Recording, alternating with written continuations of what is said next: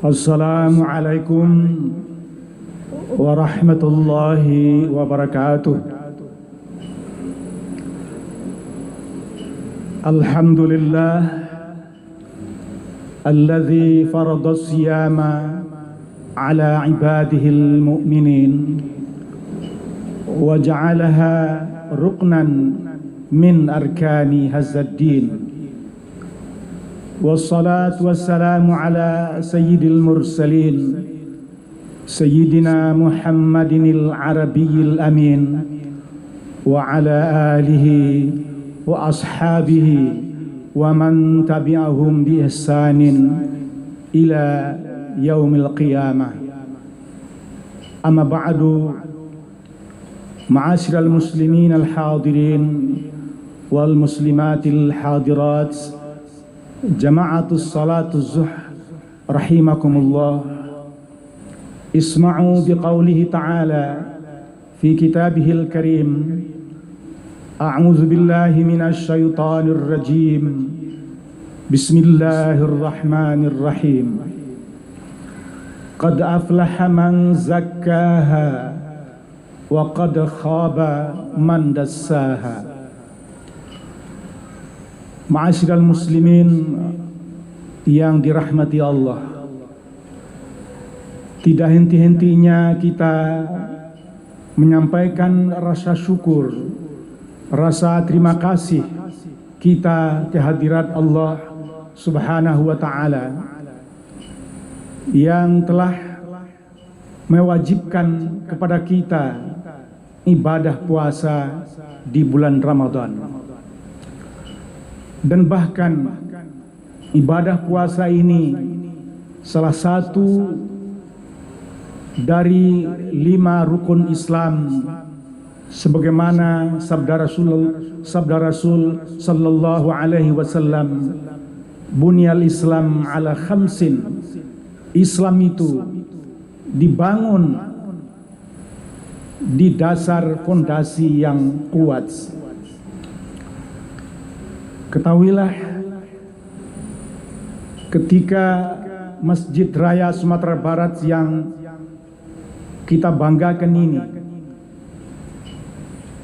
dimulai dibangun, saya kebetulan salah satu tim dari Hisab Ru'yat Kementerian Agama waktu itu, dan saya melihat betul bagaimana beton yang kuat itu ditanam di tengah-tengah masjid ini sampai cadas ke dalam, tidak bisa lagi tembus. Nah, insya Allah dengan kekuatan fondasi seperti itu, masjid kita ini akan kokoh berdiri walaupun diguncang oleh gempa yang dahsyat, insya Allah. Inilah 5 landasan Islam itu. Pertama ialah kalimah syahadatain, 2 kalimah syahadah. Yang kedua ialah wa tuqimus salata, menegakkan salat. Yang ketiga wa atuz zakah, membayarkan zakat. Keempat wa siyamur ramadan, puasa di bulan Ramadan. Dan yang kelima hijjul baitillahil haram man istata'a ilaihi sabila, naik haji ke tanah suci, menunaikan rukun Islam yang kelima. Maka salah satu di antara rukun Islam yang 5 itu adalah kewajiban berpuasa. Di dalam kitab yang dikarang oleh Dr. Syekh Saleh Yasin, seorang ulama yang populer di Jeddah, Mekah dan Madinah, di dalam sebuah bukunya yang berjudul Thalathina Darsan fi Ramadan, ada 30 bentuk pelajaran yang dapat dijadikan pelajaran di bulan Ramadan ini. Satu di antaranya ialah beliau mengatakan, Ramadan madrasatun litazkiyatin nafs. Artinya Ramadan merupakan madrasah atau sekolah untuk membersihkan hati membersihkan jiwa. Di dalam kajian-kajian hadis, bahwa di masing-masing tubuh kita ini, Rasul menegaskan, ala inna fil jasadi mudghah. Ketahuilah oleh kalian bahwa di dalam tubuh kita ini ada segumpal darah. Iza salahatil jasadu kullu. Apabila segumpal darah itu dalam keadaan bagus dan baik, maka akan terbawa baik pula lah semua organ tubuh yang ada. Baik pula lah tingkah lakunya, pemikirannya, baik pula lah pergaulannya. Tetapi wa iza fasadat, apabila segumpal darah ini dalam keadaan jelek atau binasa, fasadatil jasadu kulluh, maka akan terbawa binasa pula semua organ tubuh dan lain sebagainya. Ala wahiyal qalbu, ketahuilah kata Nabi, itulah yang disebut dengan hati. Persoalan hati banyak sekali. Rasulullah Sallallahu Alaihi Wasallam memberikan contoh dalam kajian ilmu bahasa Arab. Akar kata dari qalaba yaqlibu qalban, artinya adalah sering bolak-balik, sering tidak stabil, sering resah dan gelisah. Itu disebut dengan hati. Oleh karena itu Nabi selalu berdoa, ya muhawwilan ahwil ahwalana, wahai Allah yang senantiasa membolak-balikkan keadaan kehidupan kita, ahwil ahwalana. Karena itu ya Allah, kami bermohon kepada Engkau, jadikanlah kondisi kehidupan kami kehidupan yang baik, kehidupan yang bahagia, sejahtera, dan bahkan sabit qulubana ala dinika wa ala ta'atika subhanaka inni kuntu minaz zalimin. Ya Allah yang selalu senantiasa membolak-balikkan hati manusia ini, maka kokohkanlah hati kami ya Allah, mantapkanlah hati kami ya Allah untuk mentaati Engkau, mentaati ajaran Engkau, mentaati Rasul Engkau. Maha suci Engkau ya Allah, kami orang yang zalim terhadap diri kami. Inilah yang disebut kata Rasul, ala wahiyal qalbu. Prof. Hasbi As-Siddiqi pernah memberikan sebuah definisi. Hati itu ialah jismun latifun qaimun bilahmi. Artinya hati itu adalah jisim yang sangat halus sekali, tidak bisa dideteksi dengan indera kita, dengan ilmu pengetahuan kita. Dia sangat halus sekali. Beda dengan hati binatang, kuda, lembu, kerbau, kambing dan lain sebagainya. Tapi hati kita berbeda. Oleh karena itulah Allah tidak melihat rupawan kita, gagah kita. Allah tidak melihat status sosial kita, pangkat jabatan kita. Tetapi yang dilihat Allah adalah qulubikum, hatimu.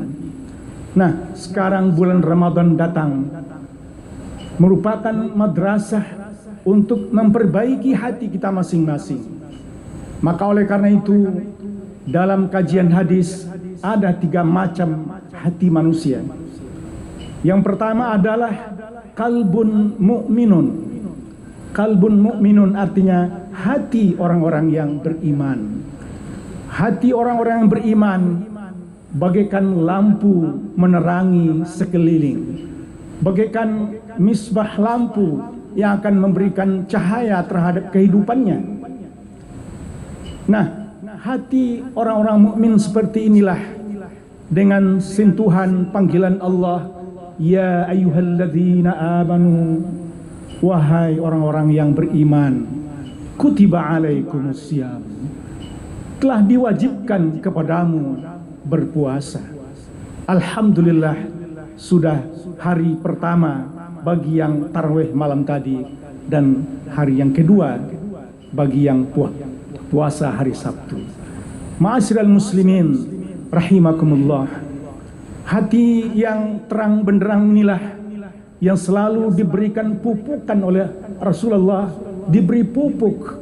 Apa pupuknya? Dengan sebuah doa, Allahumma ja'al fi qalbi nura, ya Allah jadikan hatiku bercahaya, wa fi amami nura, jadikan depan belakangku penuh dengan cahaya, kiri kanan bercahaya, atas bawah bercahaya, wa a'tini nura, dan berilah kehidupan aku ini ya Allah dengan cahaya hidayah agama. Inilah yang didoakan Nabi ketika beliau berangkat dari rumah menuju masjid, sambil jalan kaki beliau baca doa ini. Ma'asyiral muslimin rahimakumullah. Lalu yang kedua adalah qalbun aswadun, hati yang hitam lebam. Hati yang hitam inilah hatinya orang-orang yang kafir. Orang-orang kafir, kufrun artinya tertutup hatinya untuk menerima kebenaran Islam, tertutup hatinya untuk menerima hidayah Allah Subhanahu wa ta'ala.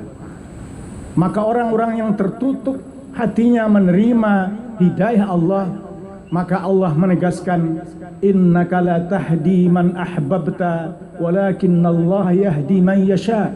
Hai Muhammad, engkau tidak akan bisa mampu memberikan petunjuk kepada hati orang yang engkau sayangi sekalipun, yakni Abu Talib, tetapi Allah lah yang memberikan hidayah kepada seseorang. Ma'asyiral muslimin rahimakumullah. Lalu yang ketiga adalah qalbun musaffah. Qalbun musaffahun ini artinya hati yang bercampur antara iman dan munafik, iman dan fasik. Inilah hati-hati orang yang sulit untuk istiqamah di dalam mentaati Allah Subhanahu wa ta'ala. Nah, oleh karena itu di bulan Ramadan ini kita coba membersihkannya dengan 3 cara. Yang pertama, hati itu ikatlah dengan iman kita masing-masing. Ikatlah dengan iman yang kokoh. Al-iman yazdud wa yanqus.